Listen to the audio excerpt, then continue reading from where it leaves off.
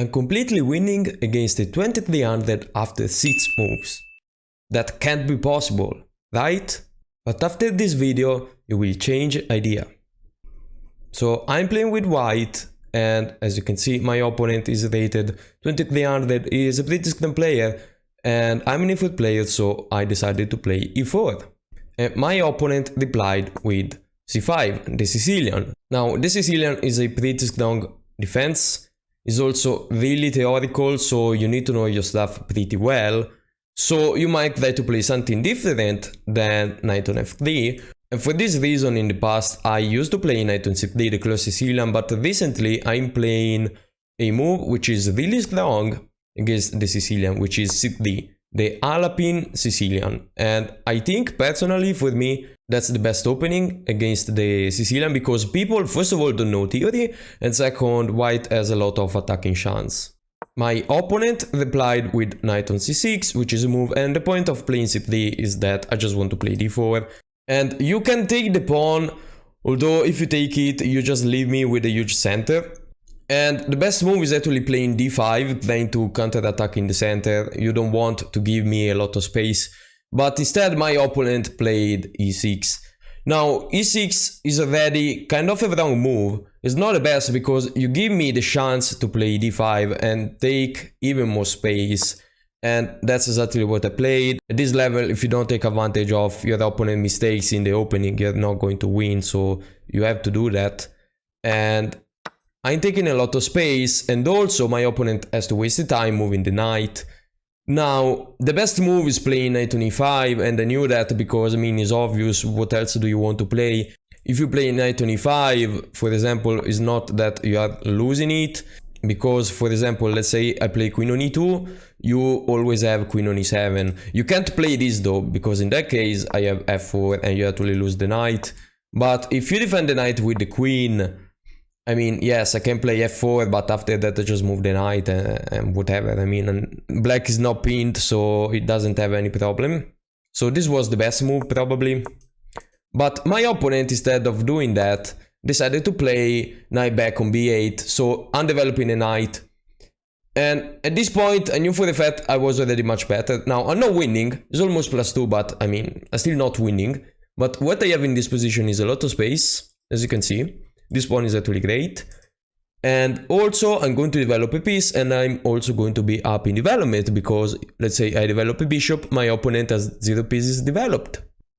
So, I develop the knight, and my plan is pretty simple. I want to develop the knight, the bishop, castle short, play rook on e1 check, and GG. Obviously, you can stop that, but you have to play quick moves. For example, you can play d6 in order to stop this pawn, because it is pretty scary, I have to say. And then you can play bishop on e7, knight on f6, and you castle. So my opponent played bishop on e7 instead. And as you can see, he's moved 6. And he's completely lost. He's lost, he's almost +5.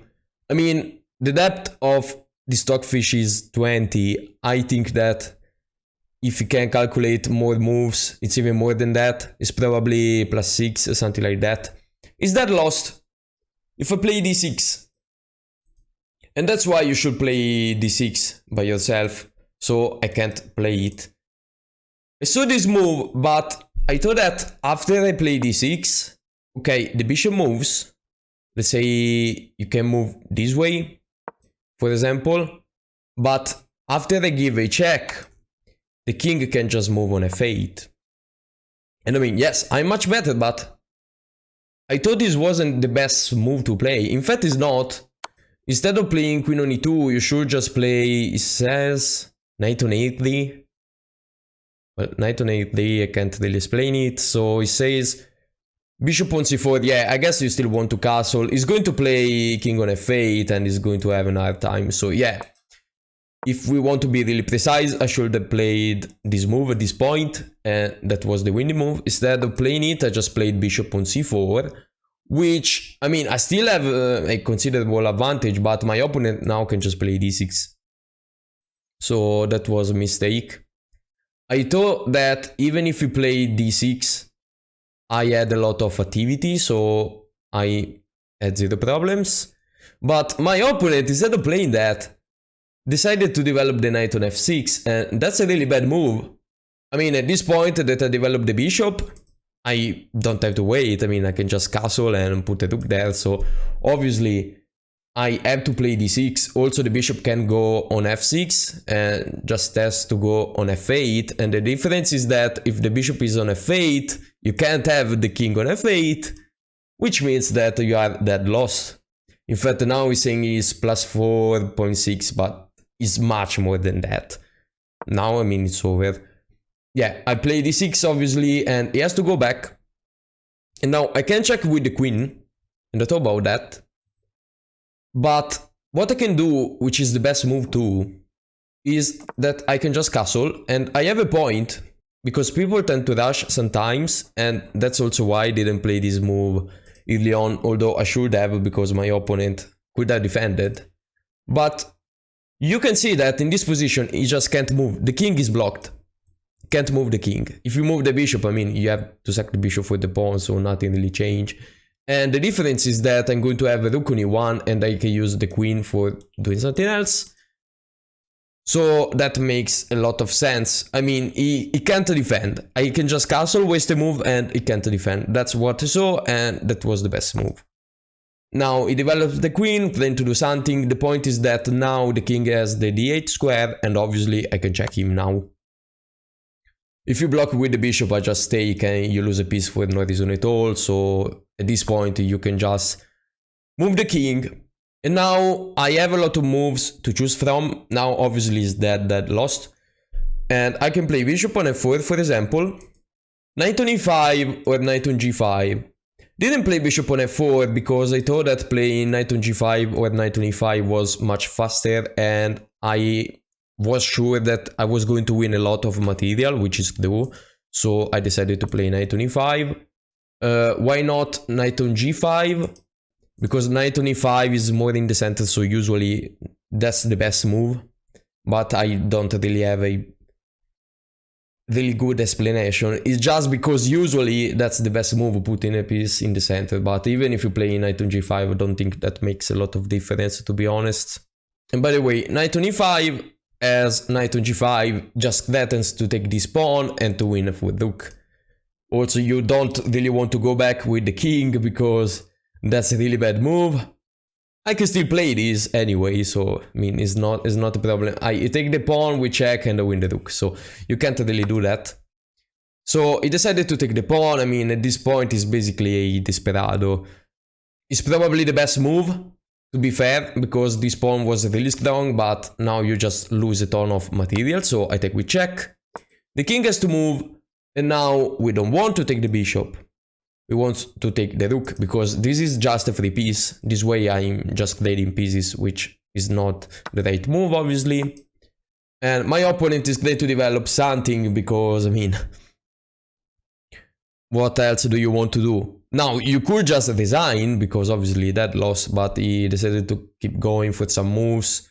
So, what you have to do now, instead of playing passively, because a lot of you guys, when I wrap material, just play passively and gets destroyed in a few moves because you don't attack. What you need to understand is that when you wrap material is the time where you should attack more actually, because that way you just win. Your opponent can't defend. You have too many attacking pieces. So what can I do now is moving the knight, because I don't want any discover on the knight in the future. Also, I have to say this bishop is in jail, it can't move anyway.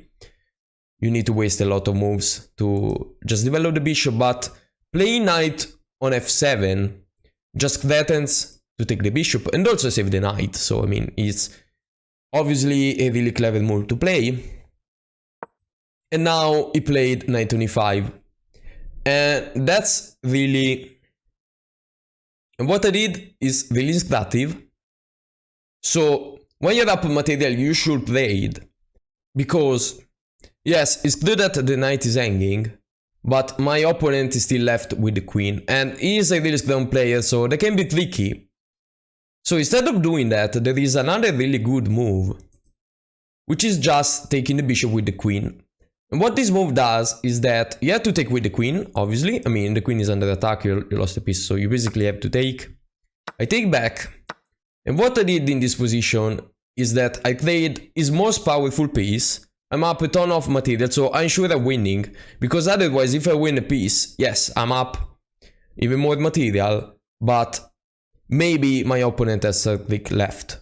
Also though, I had to say that this knight is still probably lost because I saw that I had the move bishop and f4. So I played the pieces and also I might even win more material. So that's why that was a really good move. Now, in order to defend the knight, you can just play knight on g4, which is the move that my opponent played. And now, I mean, the knight is the only thing defending this knight, so I can just play h3. So after the knight goes away, I can win the knight. Now, the bishop is not hanging, remember that, because this knight is pinned, obviously. And now I played another really strategic move, because if I take, I'm going to lose a piece. And if I take the knight, okay, we played material, but it's not what I want to do, because in this position I can just play bishop on g3. And what this move does is that now I'm still pinning the knight, and now you can't really attack my bishop. Now you just have to move this and you're going to lose another piece. So he played b5 instead, but this bishop has nothing to do with this knight. I mean, the rook and the dark square bishop are attacking the knight. So, okay, you are attacking this bishop, maybe because you want to gain a time in order to develop your light square bishop, but that doesn't do anything. And yeah, I could take this pawn, to be fair. Could take it. But instead of doing that, I just decided to play this and I'm going to win a piece anyway. So it's still a pretty good move. I'm up another piece, and if you count material, I have 2 rooks, 1 bishop and a knight. My opponent just has 1 rook and 1 bishop, so it's definitely that lost. He moved the king. I played knight on d2 and he resigned because obviously there is nothing you can do. I could also sacrifice this rook for the bishop, maybe. I mean, I can sacrifice a lot of material. I probably even up some pawns. I have 6 pawn and my opponent have 6, but this clutter is pretty bad, so obviously there is nothing to do. And that's how I won a game against a 2300 in just 6 moves, because I mean, after move 6 there was nothing to do. To be precise, move 7, because I missed the winning opportunity. But I made this video so you know that there is hope. If a 2300 can lose a game so fast, I mean, you can be a 2300 too. So that's it for today, guys. I hope you liked this video. Remember to leave a like and subscribe, and see you in the next video.